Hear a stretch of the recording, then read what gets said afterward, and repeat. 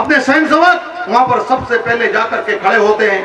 चाहे 1948 में जब हिंदुस्तान पाकिस्तान का बंटवारा हुआ, लाखों हिंदू ही नहीं करोड़ों हिंदू बांग्लादेश और पाकिस्तान और अपने आसाम उस तरफ से प्रवेश शुरू हुआ, दिल्ली में आए, उन सब की सेवा, सुरक्षा, भोजन के पैकेट का वितरण राष्ट्रीय स्वयंसेवक संघ के कार्यकर्ताओं ने किया। आपको ध्यान है, हरियाणा में चक्री दार्दी करके एक स्थान, 2 हवाई जहाज ऊपर टकराते हैं, एक हवाई जहाज इराक का, दूसरा हवाई जहाज इंग्लैंड का, एक में ईसाई भरे हुए, एक में मुसलमान भरे हुए, दोनों टकराते हैं, नीचे गिरते हैं, सैकड़ों लोग मरते हैं। सबसे पहले जाके संघ का स्वयंसेवक उनकी सेवा में लगता है। ये संघ है, ये राष्ट्रीय स्वयंसेवक संघ का स्वयंसेवक है। उस समय संघ ने नहीं कहा ये मुसलमान है इसको मत बचाओ, उस समय संघ ने नहीं कहा ये ईसाई है इसको मत बचाओ। उस समय मानव धर्म का पालन करते हुए राष्ट्रीय स्वयंसेवक संघ के स्वयंसेवकों ने और उनकी सेवा की और हम करते हुए आ रहे। उस संघ को ना बढ़ने दिया जाए, इसके लिए संघ के ऊपर प्रतिबंध लगना प्रारंभ हुआ। जैसे कि मैंने आपको बताया, 1948 में एक सिरफिरे नौजवान ने महात्मा गांधी की हत्या कर दी, नाथूराम गोडसे नामक। जैसे ही नाथूराम गोडसे की हत्या होती, नेहरू जी जोर से दहाड़े, संघ पे प्रतिबंध लगाओ। अरे मरा कोई, मारा कोई और जेल में कोई। 17 महीने तक प्रतिबंध चला, सुप्रीम कोर्ट से प्रतिबंध हटा, संघ का कार्य और आगे बढ़ा। 25 जून 1975 में और देश के अंदर इमरजेंसी लगा दी गई। इंदिरा गांधी जो है कोर्ट में हारी, उनने सीधे सीधे रात को फरमान जारी किया, राष्ट्रीय स्वयंसेवक संघ पे प्रतिबंध।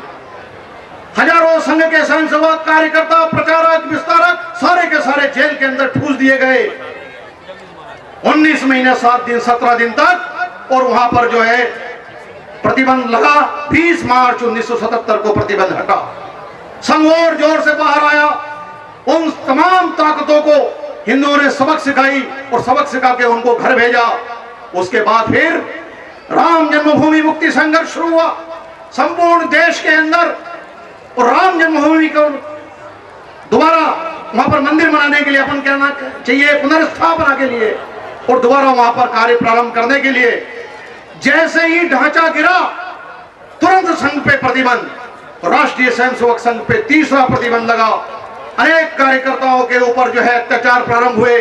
4-4 चुनी हुई सरकार, भारतीय जनता पार्टी की सरकार को ध्वस्त करके उनको घर भेज दिया गया। बंधुओं, ये सब आखिर क्यों? इसके पीछे एक ही कारण है कि हिंदू जाग चुका है, हिंदू खड़ा होने लगा है, हिंदू भगवत ध्वज को लेकर के आगे बढ़ने लगा है, और हिंदुओं ने अपने स्वाभिमान के साथ भारत माता की जय जयकार करना प्रारंभ किया। इस बात को लेकर के कांग्रेसियों को कुछ हलचल मची। कांग्रेसियों का जो हेड है, जिसको हिंदी नहीं आती, जिसको मराठी नहीं आती, जिसको पंजाबी नहीं आती, जिसको बंगाली नहीं आती, जिसको मारवाड़ी नहीं आती, जिसको बुंदेलखंडी नहीं आती, जिसको मालवी नहीं आती, वो संपूर्ण हिंदुस्तान की महान महिला, जिसको हिंदी नहीं, बंगाली नहीं, पंजाबी नहीं, हिंदुस्तान के रीति रिवाज नहीं, वो हिंदुस्तान की महान महिला बन के बैठी। पचमढ़ी के अंदर कांग्रेसियों की अखिल भारतीय सम्मेलन हुआ।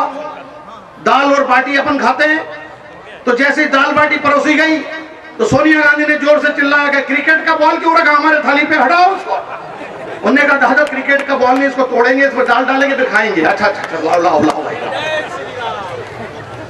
मैंने कहा उनको हिंदी नहीं आती, तो बिहार के अंदर एक जगह सभा में जोर जोर से चिल्ला चिल्ला करके, और जैसे ही वो पहुंची तो पीछे लोग जो है वहां, आप मालूम है बिहार यूपी में क्या हाल है, पीछे जो है लोग चिल्ला रहे हैं आग लगी है, आग, भाग सोनिया भाग।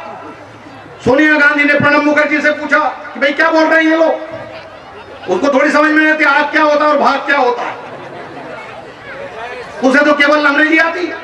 उन्हें पूछा प्रणब दादा क्या बोल रहे हैं ये, तो प्रणब दादा भी कम नहीं है, बंगाली खोपड़ी। उन्होंने कहा कि ये बोल रहे हैं कि very good very good very good. तो सोनिया गांधी जैसे खड़ी वहां कह रहे आग लगी है, आग भाग सोनिया भाग, तो सोनिया जी यूं कर रही है, वाह वाह वाह गुड गुड। अब क्या मतलब क्या है, क्या रही है? एक जगह भाषण लिख के दिया उनको, सोनिया जी को। बरसात हो रही थी तो कहने लगे आप लोग बहुत छाता लेके इधर खड़ा है, हमको बड़ा कष्ट हो रहा है। दूसरी जगह हेलीकॉप्टर से उतरे, छाता किसी के पास नहीं, उनको क्या मालूम भी भाषण पढ़ा, धूप निकली हुई थी, बहुत अच्छा मौसम था, आप लोग छाता लेके खड़े, वो पूरा दिन भर वही भाषण चला। वो पीए ने कहा कि दादा हर जगह छाता मत लगाया करो। बोले ये छाता क्या होता है ये तो बताओ पहले। अब ऐसी महिला कह रही है कि भगवा आतंकवाद। बंधुओं, एक चीज मैं आपको स्पष्ट बोल देना चाहता हूं, साधु संतों के आदेश से मैं आपको बोलना चाहता हूं कि इस भारत के अंदर अगर भगवा नहीं होगा तो ये भारत भी नहीं होगा। अगर भारत में भगवा नहीं है तो भारत का अस्तित्व भी नहीं है। भारत की पहचान, भारत की मान, भारत की मर्यादा, भारत का इतिहास, भारत का धर्म भगवा है, भगवा। और अगर भगवा नहीं होगा तो भारत नहीं होगा। इसलिए जो लोग भारत माता को डायन कहने वाले लोग, जो भगवा को आतंकवाद से जोड़ रहे हैं, जिन्होंने नया नाम दिया भगवा आतंकवाद, उनको सावधान करना चाहता हूं मैं इस हिंदू सम्मेलन के माध्यम से कि सावधान हो जाओ। अगर भारत की बात आपने कही और भगवा आतंकवाद की बात कही, इसका मतलब आप भगवा विरोधी अगर हो तो भारत विरोधी भी हो। इसलिए वो कहने वाले लोग अब देशद्रोही की श्रेणी में आओगे, क्योंकि भारत का अस्तित्व भगवा के अलावा नहीं हो सकता बंधुओं। इसलिए भगवा आतंकवाद एक मिथ्या प्रचार प्रसार के माध्यम से इन लोगों ने प्रारंभ किया है। आपको मालूम है कि संघ को बीच में ला करके, राष्ट्रीय स्वयंसेवक संघ को बीच में ला करके, और उनसे कहा जा रहा है कि ये आतंकवादी लोग हैं। इंद्रेश जी हमारे अखिल भारतीय वरिष्ठ प्रचारक, जिन्होंने संपूर्ण मुसलमान समाज के अंदर और राष्ट्रीयवादी मुस्लिम आंदोलन के नाम से एक ऊर्जा दिया, उन्होंने पूर्णकालिक कार्यकर्ता निकाले मुसलमानों के अंदर से, और उन्होंने कहा संपूर्ण मुस्लिम समाज को राष्ट्रवाद से जोड़ने के लिए एक आंदोलन चालू करो। उस आंदोलन का नाम दिया राष्ट्रवादी मुस्लिम आंदोलन। उस इंद्रेश जी के ऊपर आतंकवाद का ठप्पा लगाकर, ताकि इस प्रकार के मुसलमान संघ के निकट ना आ पाए, मुसलमान किसी भी प्रकार से राष्ट्रीय स्वयंसेवक संघ से दूर चले जाएं, इस प्रकार के कार्य को करने के लिए, उनको बाध्य करने के लिए वो हमेशा प्रचार करते हैं। संघ वाले आ जाएंगे, जैसे कोई भूत है संघ के लोग, भाजपा की सरकार आएगी, मुसलमानों तुमको मारते मारते मारते मारते सीधे समुद्र में डाल देंगे, भाजपा की सरकार मत लाओ। 6 साल तक हिंदुस्तान के अंदर दिल्ली में पंडित अटल बिहारी वाजपेयी की सरकार रही, एक भी मुसलमान को बाहर भेजा नहीं गया, सारे के सारे यहाँ अच्छे से जमे। बंधुओं, इस प्रकार से भय दिखाने के कारण, भय दिखा करके राष्ट्रीय स्वयंसेवक संघ के ऊपर अंतर्गत प्रचार प्रसार के माध्यम से और ये इस काम में लगे हुए हैं। आज के इस हिंदू सम्मेलन में माताएं बहनें भारी संख्या में आप लोग उपस्थित हुए।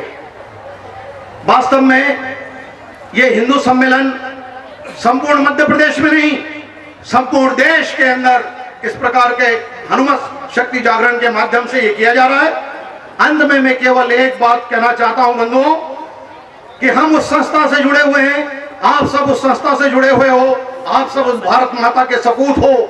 आप सब लोगों को हमेशा ये ध्यान देना पड़ेगा कि हमारे जो लोग हैं, हमारे जो पूर्वज हैं, हमारे जो वरिष्ठ लोग हैं, उन्होंने हमेशा कहा जीवन पुष्प चढ़े चरणों पर, मांगे मातृभूमि से यावर, तेरा वैभव अमर रहे माँ, हम दिन चार रहे न रहे। इसलिए भारत माता का वैभव बना रहना चाहिए, राम जन्मभूमि की स्थापना होना चाहिए, राम सेतु को नहीं तोड़ा जाना चाहिए, देश के अंदर हिंदू फिर से उसी प्रकार से रहे। और इस भारत माँ जो है हमारी संपूर्ण विश्व के अंदर, संपूर्ण विश्व के अंदर जगत गुरु के स्थान पे बैठे, तो संकल्प को लेकर के हम चले हैं। हमारे रास्ते में जो आएंगे, हमारे रास्ते को जो रोकने का प्रयास करेंगे, हमारे रास्ते में जो कांटे बिछाएंगे, उन कांटों को तो हटाया जाएगा, साथ में कांटे बिछाने वालों को भी हटा दिया जाएगा, वो भी नहीं रहेगा। इसलिए बंधुओं, गो हत्या की बात भारत के अंदर कई प्रांत ऐसे हैं, केरल, कर्नाटक, आंध्र प्रदेश, पश्चिम बंगाल, आसाम, उड़ीसा, ऐसे कई प्रदेश ऐसे हैं जहां पर रोज गाय को काटकर उसके मांस को लटका करके बेचा जाता है। 1 लाख से लेकर के 1.5 लाख गाय हर रोज इस भारत भूमि के अंदर काटी जा रही है। इसलिए निश्चित रूप से हर स्थान पर गोवध का विरोध हम लोग सब करते रहे। पहले भी कर रहे हैं, आज भी कर रहे हैं, आगे भी करते रहेंगे। भाषा के दृष्टि में हिंदी, हिंदू, हिंदुस्तान, ये हमारे लिए हिंदी हमारा गर्व का विषय है।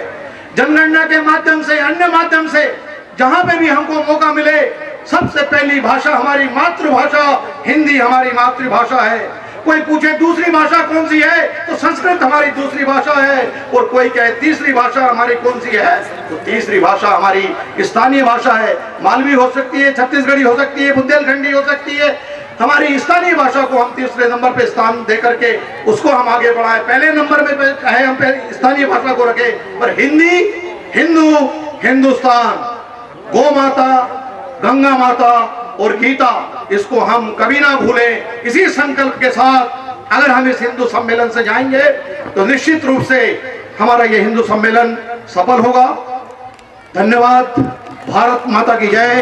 एक बार मेरे साथ सब लोग दोनों हाथ उठाकर जयकारे लगाएंगे 3 बार। साधु संतों को हम ये विश्वास दिलाना चाहते हैं कि जिस मंतव्य को लेकर, जिस उत्साह को लेकर, जिसके लिए हम यहाँ उपस्थित हुए हैं, वो निश्चित रूप से सफल करेंगे।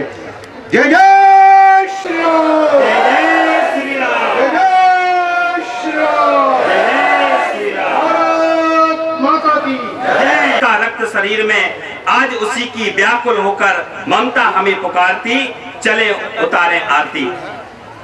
हमारे बीच गौहर धाम से पधारे महाराज महामंडलेश्वर जी विराजमान हैं। मैं पूरे आदर और सम्मान के साथ उनसे निवेदन करता हूं